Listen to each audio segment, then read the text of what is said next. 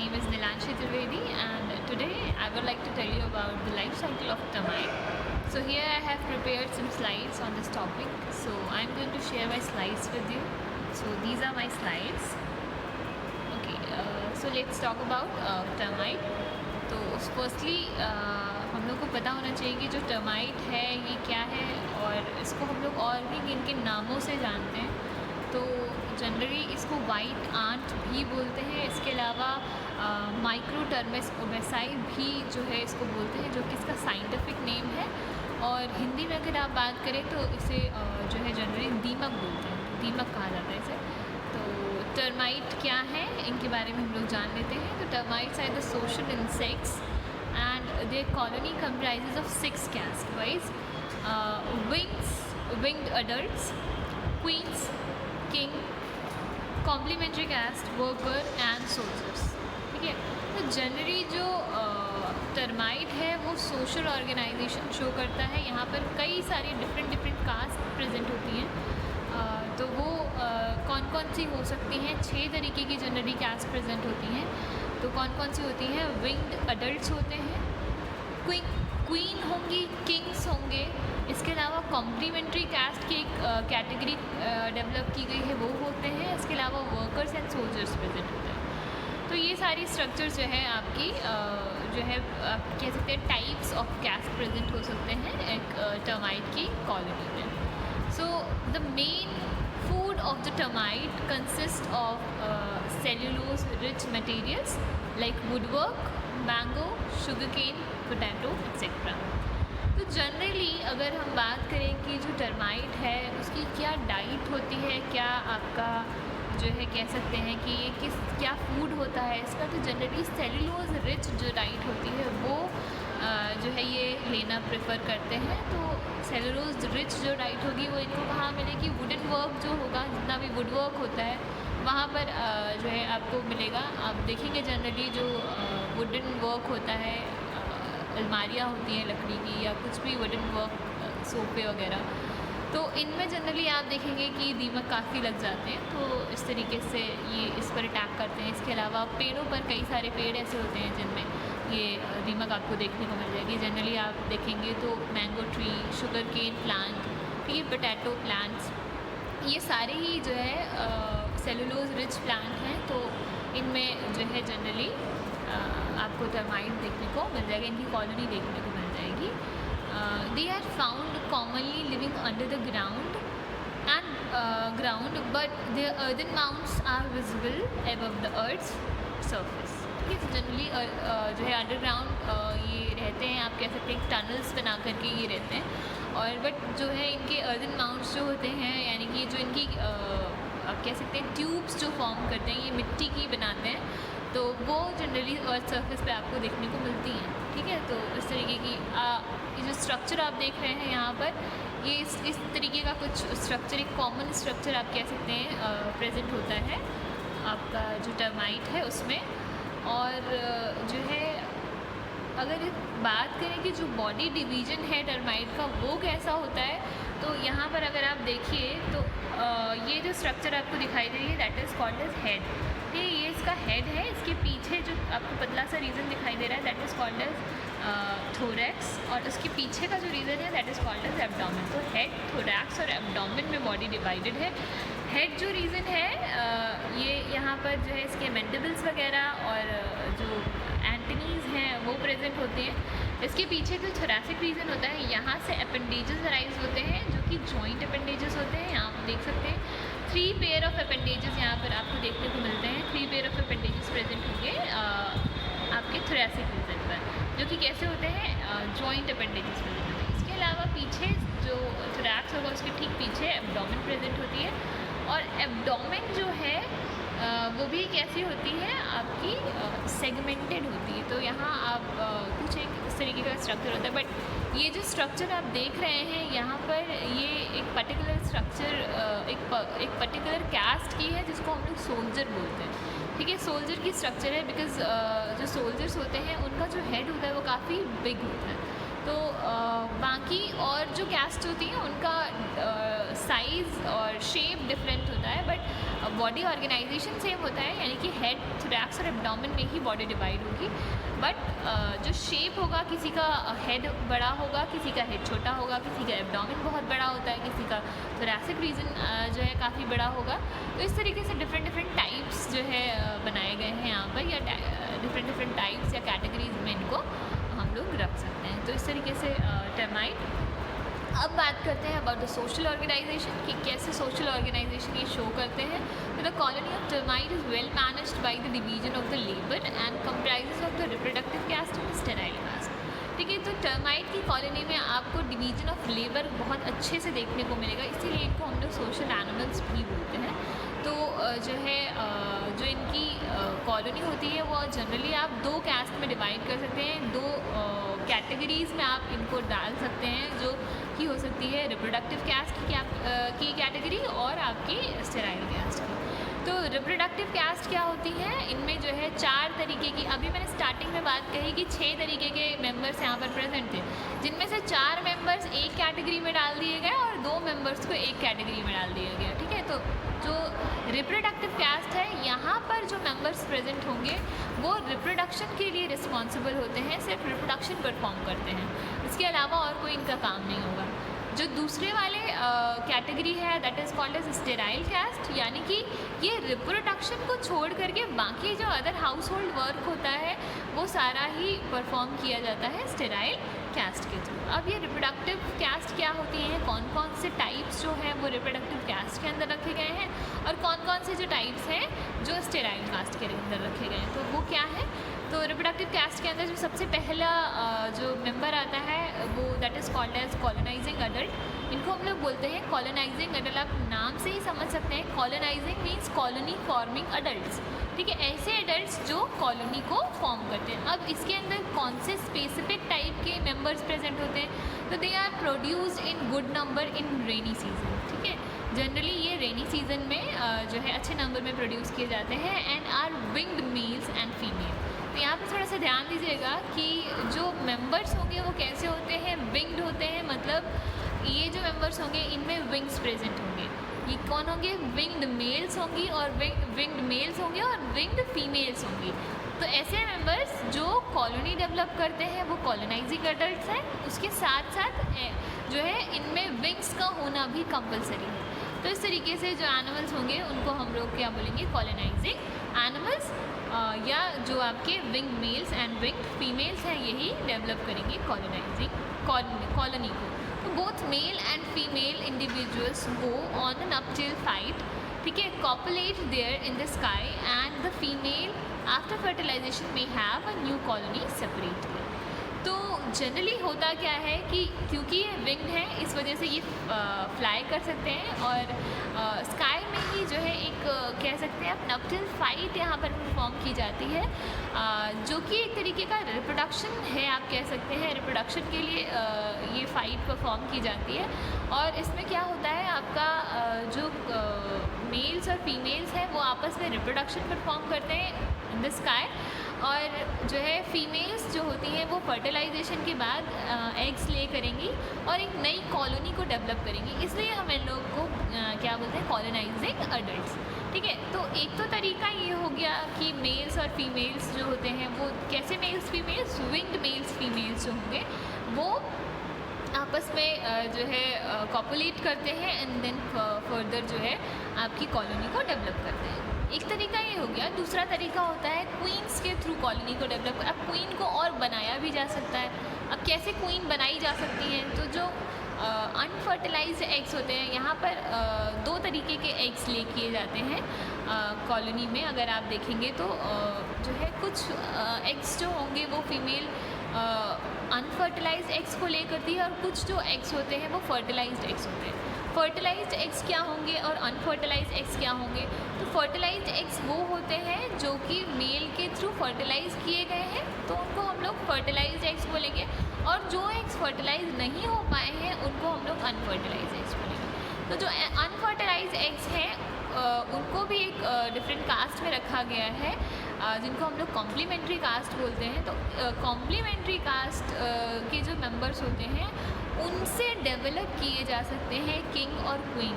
उनको specific diet खिला करके जो है कॉम्प्लीमेंट्री कास्ट को ही क्वीन और किंग में डेवलप किया जा सकता है। ठीक है, तो आगे हम लोग देखेंगे कि कॉम्प्लीमेंट्री कास्ट का रोल क्या है। तो अभी मैंने बताया कि क्वीन को कैसे डेवलप करना है। क्वीन क्या है? Queen is either develop from the above mention colonising adult, ठीक है, जैसे कि अभी कॉलोनाइजिंग अडल्ट्स की बात की गई, वैसे क्वीन डेवलप हो सकती हैं, और फ्रॉम द विंगलेस इंडिविजुअल्स।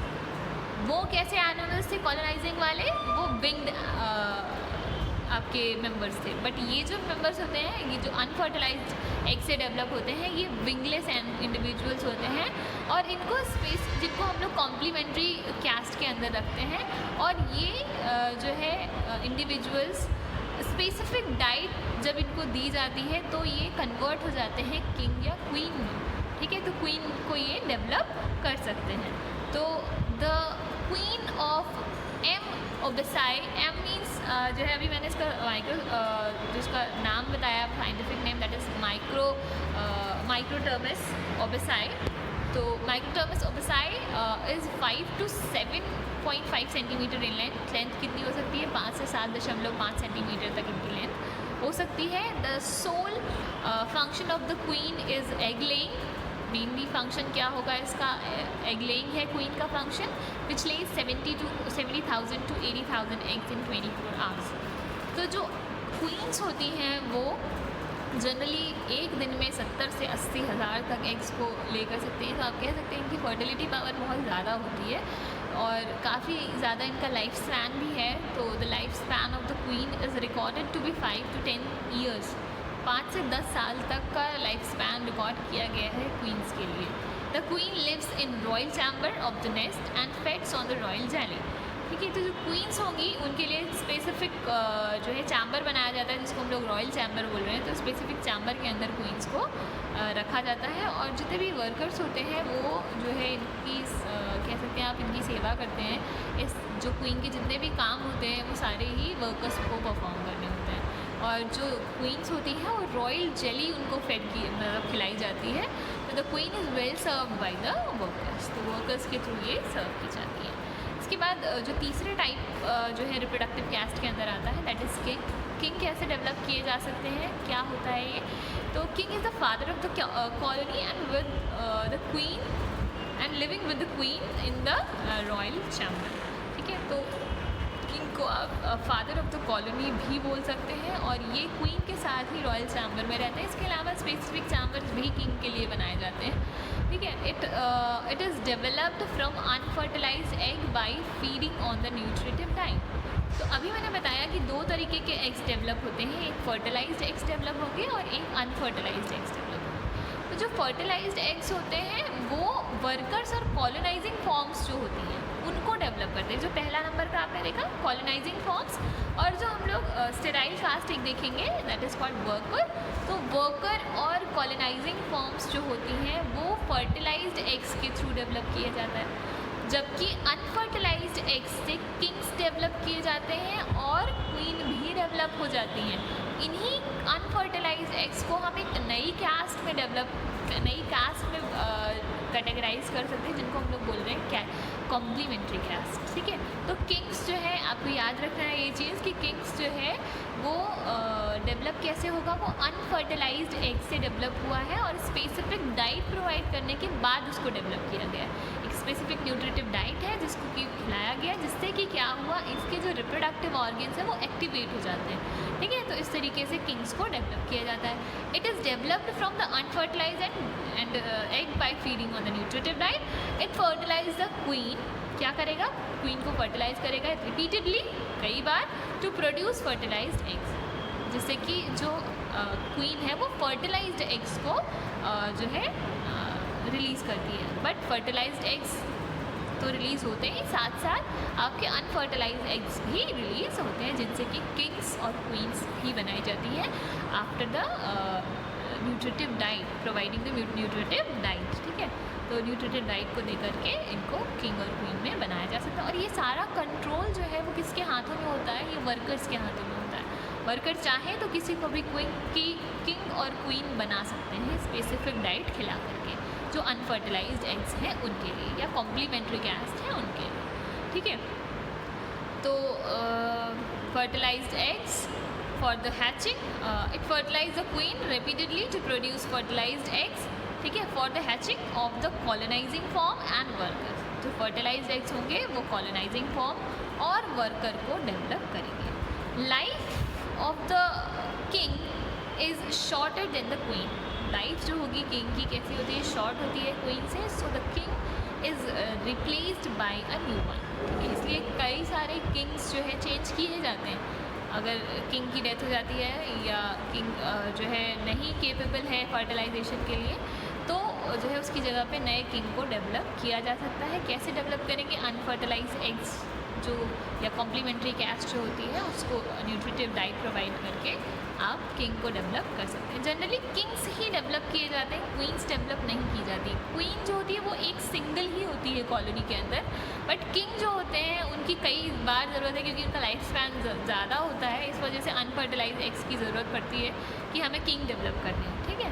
तो किंग तो कई सारे चेंज हो जाते हैं, बट क्वीन जनरली 5 से 10 साल तक सेम ही रहती है। उसके बाद अगर क्वीन की डेथ हो जाती है या क्वीन नहीं है, किसी ने क्वीन को डिस्कार्ड कर दिया है कॉलोनी से, देन क्वीन को बनाने की ज़रूरत होती है। तो उस समय वर्कर ये डिसीजन लेते हैं कि इस समय हमें क्वीन को डेवलप करना है, तो स्पेसिफिक डाइट को खिला करके उसे क्वीन को डेवलप किया जा सकता है। तो कॉम्प्लीमेंट्री कास्ट यही होती है। These are comprise of both the sexes, ठीक है, and may function as a king और queen in emergency after feeding on the specific diet to activate their reproductive function according to the need of the colony, ठीक है। तो जिस तरीके की need होगी कॉलोनी में उस तरीके से जो है इनके रिप्रोडक्टिव फंक्शंस को एक्टिवेट कर दिया जाता है थ्रू द न्यूट्रिटिव डाइट, और ये जो है मेल या फीमेल्स दोनों में ही कन्वर्ट हो सकती है। ये हैं क्या? एक्चुअल में अनफर्टिलाइज्ड एग्स होते हैं, ठीक है। This is govern by the workers, ठीक है। जनरली ये किसके थ्रू गवर्न किया जाता है? वर्कर्स के थ्रू गवर्न किया जाता है। तो 4 कास्ट हो गई आपकी रिप्रोडक्टिव कास्ट के अंदर। कौन कौन सी? Colonising adult, queen, king and complementary caste. ये सारे ही जो है इनका काम क्या होगा? रिप्रोडक्शन के लिए रिस्पॉन्सिबल है और कोई काम नहीं करते हैं, सिर्फ रिप्रोडक्शन परफॉर्म करने का काम होता है इन सारी चारों कास्ट का। अब जो 2 बच रही हैं और कास्ट, इसके पहले कि हम लोग अगली कास्ट को देखें जो कि स्टेराइल कास्ट है, इससे पहले हम लोग जो है स्ट्रक्चर देख लेते हैं कि कैसा स्ट्रक्चर होता है किंग, क्वीन, मेल्स, फीमेल्स और सोल्जर्स वगैरह का। तो ये आपको यहाँ पर स्ट्रक्चर दिखाई जा रही है। जनरली जो है 4 तरीके के एनिमल्स या 4 तरीके के मेंबर्स आपको शेप्स में दिखाई देंगे। कैस्ट तो वहाँ पर हमने 6 तरीके की बनाई है, बट आपको जो मेंबर्स होंगे वो 4 तरीके के दिखाई देंगे। कौन कौन से हो सकते हैं? पहला मेल और फीमेल्स, ठीक है। तो मेल्स कैसे दिखेंगे आपको? विंग्ड मेल्स, विंग्ड फीमेल्स जो होंगी वो कॉलोनाइजिंग फॉर्म करती हैं। तो यहाँ पर एक मेल की स्ट्रक्चर दिखाई जा रही है, अगर आप ध्यान से देखें तो ये विंग्ड मेल की स्ट्रक्चर दिखाई गई है, ठीक है। इसी तरीके से जो है विंग्ड मेल को एलेट बोलते हैं, एलेट भी बोलते हैं, और जो है जिनमें विंग्स प्रेजेंट नहीं होते हैं, जिन आपके मेल्स में, उनको डी एलेट भी बोलते हैं, ठीक है। उनमें विंग्स प्रेजेंट नहीं होगा, बाकी सारा स्ट्रक्चर सेम होता है। यहाँ पर इनका हेड होगा, इसके पीछे थोरैक्स होगा, इसके पीछे ये देख रहे हैं आप एब्डोमेन प्रेजेंट है, और यहाँ पर ये विंग्स प्रेजेंट है। तो ये विंग्ड हो गए, और जो नहीं होंगे जिनमें वो डी एलेट होते हैं, या जो इनको एलेट बोलेंगे उनको डी एलेट बोलेंगे। और जो थोरैसिक रीजन है, यहाँ से 3 पेयर ऑफ जो है आपके अपेंडिजेस प्रेजेंट होते हैं, जो कि कैसे होंगे? जॉइंट अपेंडिजेस होंगे। इस तरीके का स्ट्रक्चर होगा इसका, ठीक है। तो मेल्स हो गए। अब जो फीमेल्स होंगी उनका स्ट्रक्चर अगर आप देखें तो फीमेल्स भी 2 तरीके की हो सकती हैं, विंग्ड और जिनमें विंग्स नहीं प्रेजेंट हो। तो विंग्ड वाली कॉलोनाइजिंग के अंडर में रखी जाएंगी, कॉलोनाइजिंग अंडर में रखी जाएंगी, और ये क्वीन जनरली कॉलोनी के अंदर होती है जिसमें विंग्स प्रेजेंट नहीं होते हैं, ठीक है। तो यहाँ पर आप देखिए तो इसकी स्ट्रक्चर आपको सबसे डिफरेंट देखने को मिलेगी, क्योंकि जो इसका हेड है वो छोटा है, उसके पीछे छोटा सा आपका थोरैक्स प्रेजेंट होता है, जिसमें कि छोटे छोटे से आपके लेग्स प्रेजेंट है, और छोटा सा स्मॉल विंग आपको देखने को मिल रहा है, जो कि फंक्शनल नहीं होता है, ठीक है। इसके पीछे एक लार्ज एब्डोमेन आपको देखने को मिलता है जो कि सेगमेंटेड होता है, और कुछ एनल जो है स्पाइंस भी आपको यहाँ पर देखने को मिलते हैं। तो इस तरीके की स्ट्रक्चर होती है आपकी जो है विंग्ड जो फीमेल्स या क्वींस हैं उनकी स्ट्रक्चर होती है। ठीक है, अब इनको लार्ज एब्डोमेन क्यों दिया गया है? क्योंकि जो है इनका काम होता है रिप्रोडक्शन का, एग लेइंग का, इस वजह से इनका जो है एब्डोमेन वो होता है लार्ज। और जनरली आप किसी भी कॉलोनी में देखेंगे तो आप क्वीन को आइडेंटिफाई आसानी से कर सकते हैं, क्योंकि क्वीन सबसे बड़ी होती है कॉलोनी में। तो ये जो दो स्ट्रक्चर्स आपको दिख रही है मेल और फीमेल की, ये परफॉर्म करते हैं रिप्रोडक्शन। ठीक है, इसके अलावा दो और स्ट्रक्चर्स आपको दिख रही हैं, सोल्जर्स और वर्कर की। तो सोल्जर्स और वर्कर जो होते हैं वो स्टेराइल कास्ट के अंदर आते हैं, और इनका जो स्ट्रक्चर होता है वो थोड़ा सा डिफ़र होता है मेल और फीमेल से। ये थोड़े से शॉर्टर होते हैं, छोटे होते हैं स्ट्रक्चर में। और एक चीज़ अगर आप देखेंगे तो वर्कर की अगर आप स्ट्रक्चर देखेंगे तो जो वर्कर होता है इसमें हेड रीजन और जो थोरैसिक रीजन है वो ऑलमोस्ट बराबर है एक तरीके से आप देखेंगे। ठीक है, हेड रीजन में आपके मैंडिबल्स वगैरह प्रेजेंट होते हैं, जो कि क्योंकि इनको कटिंग और चॉपिंग का काम करना होता है फूड के लिए, तो यहाँ पर शार्प मैंडिबल्स प्रेजेंट होते हैं। और जो थोरैक्स रीजन होगा यहाँ पर इससे जो है आपके अपेंडेजेस प्रेजेंट होते हैं, जो कि कैसे होंगे, जॉइंट होंगे। इसके पीछे एब्डोमेन प्रेजेंट होता है। ठीक है, और एब्डोमेन भी कैसा होगा, सेगमेंटेड होगा। तो ये जो स्ट्रक्चर है ये वर्कर की होगी। अब इसके बाद जो स्ट्रक्चर आप देख रहे हैं यहाँ पर, ये जो स्ट्रक्चर है ये सोल्जर की स्ट्रक्चर। अब सोल्जर के स्ट्रक्चर में थोड़ा सा डिफरेंस आ जाता है कि सोल्जर का जो हेड होता है वो काफ़ी बड़ा होता है। ठीक है, ये जो स्ट्रक्चर है ये हेड है, और इसके पीछे जो छोटा सा स्ट्रक्चर आपको दिख रहा है जैसे 3 pair of wings appendages arise हो रहे हैं, ये इसका थोरैक्स है और इसके पीछे इसका एब्डोमेन है। तो जो बड़े हेड वाले होंगे वो क्या होते हैं, आपके जो है सोल्जर्स होते हैं। और यहाँ पर इनके जो मैंडिबल्स होते हैं और जो आपके स्ट्रक्चर्स होती हैं जो कि आपकी प्रोटेक्शन के लिए रिस्पॉन्सिबल होता है, इसलिए इनका हेड जो है काफ़ी बड़ा होता है। बाकी 3 पेयर ऑफ अपेंडेजेस इसमें भी प्रेजेंट होते हैं और एब्डोमेन प्रेजेंट होगा। जो मैंने सबसे पहले स्ट्रक्चर आपको दिखाई थी वो ये एक सोल्जर का स्ट्रक्चर ही है, क्योंकि आप देख सकते हैं यहाँ पे जो हेड है वो काफ़ी बड़ा होता है। ठीक है, तो इस तरीके की स्ट्रक्चर जो है आपकी सोल्जर की होती है, और इस तरीके से आपके जो है मेल्स और फीमेल्स और सोल्जर एंड वर्कर्स आपको देखने को मिलेंगे। ठीक है, इसके बाद हम लोग बात कर लेते हैं अबाउट द स्टेराइल कास्ट कि स्टेराइल कास्ट हैं क्या। तो स्टेराइल कास्ट में दो आपके मेंबर्स आते हैं, वर्कर और सोल्जर्स। अब वर्कर्स क्या होते हैं, the workers are developed from the fertilised eggs. ये याद रखिएगा हमेशा कि जो वर्कर्स होंगे वो हमेशा फर्टिलाइज्ड एग्स से ही डेवलप होते हैं। अनफर्टिलाइज्ड एग्स से किंग डेवलप किया जाता है, क्वीन डेवलप हो सकती है, जिनको हम लोग कॉम्प्लीमेंट्री कास्ट बोल रहे हैं, जो कि अनफर्टिलाइज्ड एग्स होते हैं। बट जो वर्कर्स होते हैं वो फर्टिलाइज्ड एग्स से ही डेवलप किए जाते हैं। ठीक है, और जो है अनफर्टिलाइज्ड एग्स से सोल्जर्स भी डेवलप किए जाते हैं। तो the workers are developed from the fertilised eggs. ठीक है, फर्टिलाइज्ड एग्स से डेवलप किए जाएंगे। They are provided with well developed mandibles to feed on the woody substance. ठीक है, तो वेल डेवलप्ड मैंडिबल्स प्रेजेंट होते हैं क्योंकि इनको वुडी सब्सटेंस को फीड अप करना है। The food of the worker consist of would. Would say बना फूड होगा इनका, क्या हो सकता है, वुड हो सकता है, sugar cane, paper books and other cellulose containing articles. ठीक है, all the duties of the complicated colony except reproduction and defence are performed by the notorious workers.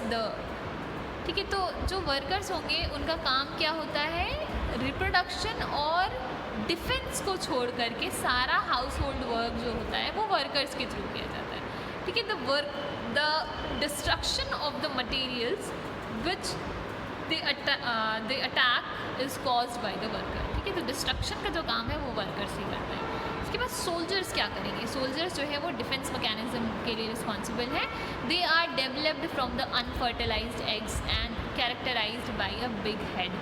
ठीक है, तो ये जो होते हैं ये अनफर्टिलाइज्ड एग्स से डेवलप किया जाता है। किंग्स, क्वींस एंड सोल्जर्स ये अनफर्टिलाइज्ड एग से डेवलप किया गया, जबकि वर्कर फर्टिलाइज्ड एग से डेवलप किया गया।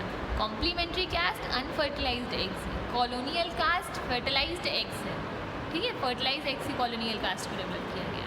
ठीक है, तो इनमें एक कैरेक्टर है जो कि बिग हेड, बड़ा हेड का होना ये सोल्जर का कैरेक्टर होता है। And highly chitinised sickle shaped mandible. ठीक है, काइटिन से बने हुए सिकल शेप मैंडिबल्स, यहाँ पर शार्प मैंडिबल्स प्रेजेंट होते हैं क्योंकि इनको डिफेंस के लिए काम करना है, यहाँ पर ये प्रेजेंट होते हैं। So generally there are 2 types of soldiers are found. कौन कौन से प्रेजेंट हो सकते हैं? The mandibulate type of soldiers having well developed jaws for the fighting.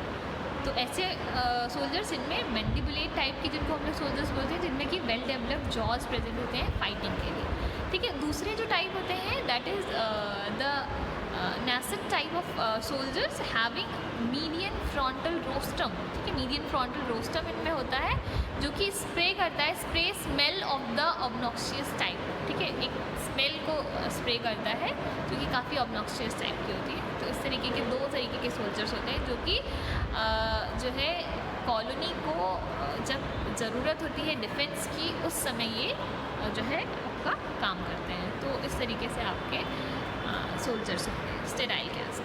इसके बाद हम लोग डैमेज की बात करते हैं कि क्या डैमेज कॉज करेंगे जो टर्माइट होते हैं। तो termite cause heavy damage to the woodwork पे डैमेज करते हैं, फैंसी वुडन पोल्स, ठीक है। विद इन सॉइल के अंदर भी ये डैमेज कॉज करते हैं, जैसे कि पोटैटो वगैरह सॉइल के अंदर होता है तो वहाँ पर ये लग जाते हैं, तो वो पूरी क्रॉप को ये डिस्ट्रॉय कर सकते हैं, है ना। Soil and number of household goods, ठीक है। Mango, apple, coconut, sugar cane, cotton, potato, wheat, tea, coffee crops are also damaged by this insect, ठीक है। तो इस तरीके से ये सारी ही चीज़ों को डैमेज कर सकते हैं। Firstly they attack on the dead bark, ठीक है। सबसे पहले जो बार्क होती है, डेड बार्क होती है प्लांट की, उस पर ये अटैक करते हैं। देन पिथ के ऊपर ये जो अटैक करते हैं of the plant.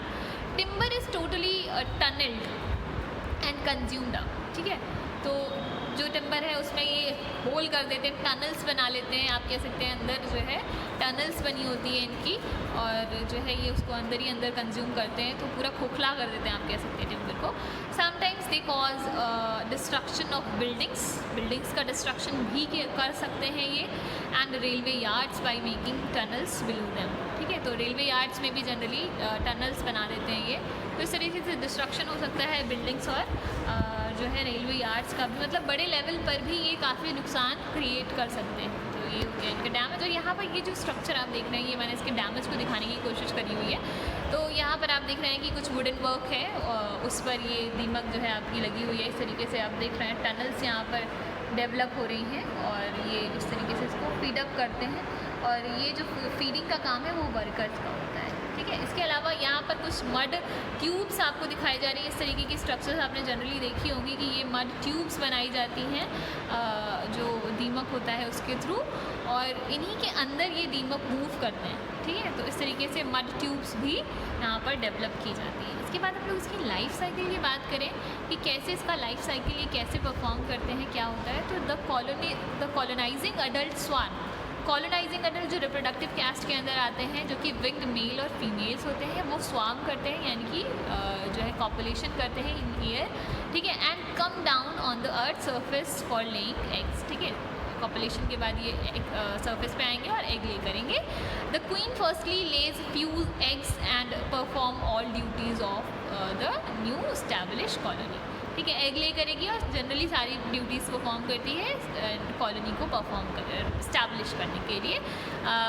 Eggs after 7 days of the incubation are hatched into larva, ठीक है। जो 7 दिन के बाद एग्स हैं वो लार्वा में कन्वर्ट हो जाते हैं, विच फॉर्म्स डिफरेंट कास्ट, ठीक है, जो कि नई डिफरेंट कास्ट को डेवलप करेंगे। Workers and soldiers according to the condition within 6 months, 6 month के अंदर वर्कर और सोल्जर्स को डेवलप किया जाता है अकॉर्डिंग टू द सिचुएशन, मतलब जैसी नीड होगी उस अकॉर्डिंग यहाँ पर वर्कर और सोल्जर्स को डेवलप किया जाएगा। The reproductive capacity of the queen is very high and she can produce million of eggs in her life span, क्योंकि आपको पता है कि 5 से 10 साल का जो है लाइफ स्पैन होता है क्वीन का, और एक दिन में जो है 70 से 80 हज़ार तक एग्स ले कर सकती है। तो आप कह सकते हैं कि मिलियंस ऑफ एग्स जो है ले किए जाते हैं इसके जो है लाइफ स्पैन में। जो है एक क्वीन जो है इतना जो एग्स है वो प्रोड्यूस करती है, फर्टिलिटी पावर बहुत ज़्यादा होती है। The queen now start to live in the royal chamber, उसके बाद जैसे ही कॉलोनी डेवलप हो जाएगी, देन उसके बाद ये क्वीन होती है वो रॉयल चैम्बर में स्टे करना शुरू कर देती है, ठीक है। इसके बाद यहाँ ये जो स्ट्रक्चर मैंने दी हुई है इसकी लाइफ साइकिल को शो करने की कोशिश की गई है। तो यहाँ अगर आप आप देखेंगे तो क्वीन और टर्माइट और किंग टर्माइट आपको दिखाए जा रहे हैं। ये जो है जनरली यहाँ पर आपको दिखाया जा रहा है कि ये फर्टिलाइजेशन करेंगे और फर्टिलाइजेशन करने के बाद क्या डेवलप होंगे, एग्स डेवलप होंगे। ठीक है, अब ये जो एग्स होंगे वो अनफर्टिलाइज भी हो सकते हैं, फर्टिलाइज भी हो सकते हैं। तो जो अनफर्टिलाइज्ड एग्स होते हैं वो जनरली फर्टिलाइज एग्स और अनफर्टिलाइज एग्स क्या डेवलप करेंगे, लार्वा डेवलप करेंगे। लार्वा से निम्फ डेवलप होते हैं और निम्फ से जो है डिफरेंट कैस्ट डेवलप होती है। अब कौन सी कैस्ट किस एग से डेवलप होगी, कौन सी कैस्ट फर्टिलाइज एग से डेवलप होगी, कौन सी कैस्ट अनफर्टिलाइज एग से डेवलप होगी। तो यहाँ पर ये चीज़ आपको देखने वाली है कि जो वर्कर्स होते हैं वो फर्टिलाइज्ड एग से डेवलप होंगे, ये याद रखिएगा। ठीक है, जो निम्फ होंगे वही कन्वर्ट करते हैं वर्कर्स को, वर्कर्स में कन्वर्ट हो जाते हैं। ठीक है, जो कि कैसे होंगे, फर्टिलाइज्ड एग्स जो है वो वर्कर्स को डेवलप करेंगे। ठीक, अनफर्टिलाइज्ड एग्स से सोल्जर्स डेवलप किए जाते हैं। ठीक है, और रिप्रोडक्टिव जो कास्ट होती है, रिप्रोडक्टिव कास्ट कौन कौन सी हो सकती है, जो आपका कॉलोनाइजिंग एडल्ट होते हैं, ये जो है कॉलोनाइजिंग एडल्ट ही जो होते हैं वो सिर्फ आपका फर्टिलाइज एग से डेवलप होगा। मतलब फर्टिलाइज एग से सिर्फ दो कास्ट डेवलप होती है, एक वर्कर्स डेवलप होते हैं और एक कॉलोनाइजिंग एडल्ट्स डेवलप होते हैं। उसके अलावा जो है जनरली सभी आपके अनफर्टिलाइज एग से डेवलप किए जाते हैं। सोल्जर्स हो गए, किंग्स हो गए, क्वींस हो गई, ये सारे ही आपके अनफर्टिलाइज एग से डेवलप हुए। मतलब आप यहाँ पर देख सकते हैं कि लार्वा डेवलप हुआ, फिर निम्फ डेवलप हुआ, निम्फ से कई सारी कैस्ट डेवलप हो गई हैं, वर्कर, सोल्जर और रिप्रोडक्टिव कैस्ट की। रिप्रोडक्टिव कैस्ट जो होती है वो आपकी कैसी हो सकती हैं, विंग्ड हो सकती हैं, जबकि कॉलोनाइजिंग फॉर्म्स थे। तो विंग्ड वाले जो होंगे उनको अलेट बोलते हैं, और अगर विंग ये लॉस कर दें तो इनको डीएलेट बोलेंगे। ठीक है, और डीएलेट जो होंगे इन्हीं को डीएलेट जो ये है ये अनफर्टिलाइज्ड भी हो सकते हैं, अनफर्टिलाइज्ड एग से भी डीएलेट बनते हैं। ठीक है, तो डीएलेट जो बनेंगे वो अब इनको कन्वर्ट किया जा सकता है मेल और फीमेल में। कैसे, न्यूट्रिटिव डाइट को खिला करके। अगर न्यूट्रिटिव डाइट खिलाई गई तो उनको किंग भी बनाया जा सकता है, उनको क्वीन भी बनाया जाता है। अब किंग की स्ट्रक्चर जो है वो शॉर्टर होती है और क्वीन की स्ट्रक्चर जो होगी वो काफ़ी लार्जर होगी, क्योंकि यहाँ पर जो कई सारे एग्स को लेकर आना होता है। तो ये इसकी लाइफ साइकिल हो गई। अब इसके बाद जो लास्ट चीज़ बच रही है about the prevention and control, इसको कैसे कंट्रोल करें हम लोग, जो है इनको कैसे रोकें, क्या कॉशंस लें, क्या प्रिवेंशंस लें जिनसे कि हम इनसे बच सकें। तो in an establish colony it is very difficult to eradicate the termite, so it is better to find out the queen and kill. तो जनरली किसी भी कॉलोनी को अगर आपको डिस्ट्रॉय करना है तो वहाँ पर आप सबसे पहले उसकी क्वीन को डिस्ट्रॉय कर दीजिए एंड कॉलोनी फिर आपकी डिस्ट्रॉय हो जाएगी। ठीक है, तो इस तरीके से ये काम करिए। इसके अलावा at the time of plantation the pit should be treated with 0.2% of dieldrin. ठीक है, 0.2% ऑफ डायलेड्रिन का यूज़ करना चाहिए प्लांटेशन के टाइम पे। For the protection of the trees spray of 1% of aldrin, dieldrin is quite effective. ठीक है, alternatively 10% of BHC dust at the rate of 20 to 25 kg per hectare should be ramped. Sugarcane at the time of planting should be dipped in 0.25% BHC suspension or 0.5% DDT suspension, or treated with 5% BHC dust or 0.25% eledrin and dieledrin, कॉलेड्रेन, BHC etcetera. तो इस तरीके से कुछ chemicals हैं जिनका नाम यहाँ पर लिखा हुआ है, इनका यूज़ करके इंडियन अमाउंट में इनका यूज़ करके जो है आप जो है इसको रोक सकते हैं। इसके अलावा BHC 0.2% और डायलेड्रिन with poured in mud becomes a very effective control measure। ठीक है, तो इस तरीके से ये हो गया। इसके अलावा the wooden structure should not directly touch on the soil, जैसे कि डायरेक्टली वुडन स्ट्रक्चर्स को सॉइल पे टच ना होने दें, so they should be on the cemented layer. ठीक है, सीमेंटेड लेयर पर ही कोशिश करें इनको रखें। Application of the mixture of the dieldrin and BHC is very effective to protect from termite attack. ठीक है, तो इस तरीके से डायलेड्रिन और BHC के जो मिक्सचर है उसको वो काफ़ी प्रोटेक्टिव जो है प्रोटेक्शन प्रोवाइड करता है, इफेक्टिव है काफ़ी टर्माइट के लिए। और इसके अलावा wood work should be painted with Solignum and dusted with BHC after few days. तो इस तरीके से आपका वुडन वर्क को पेंट करते रहना चाहिए विद सोलेग्नम, और डस्ट करते रहना चाहिए with BSC after few days. तो इस तरीके से आपका जो है कुछ प्रिवेंशन और क्योर्स को लेकर के आप टर्माइट को जो है हटा सकते हैं, उससे बच सकते हैं। और इस तरीके से जो पूरी स्ट्रक्चर है वो आपने टर्माइट की देखी, उसकी पूरी कॉलोनी देखी, उसकी लाइफ साइकिल देखी। तो ये सारी चीज़ें जो है होती हैं टर्माइट की। So thank you so much for watching this video. Thank you so much.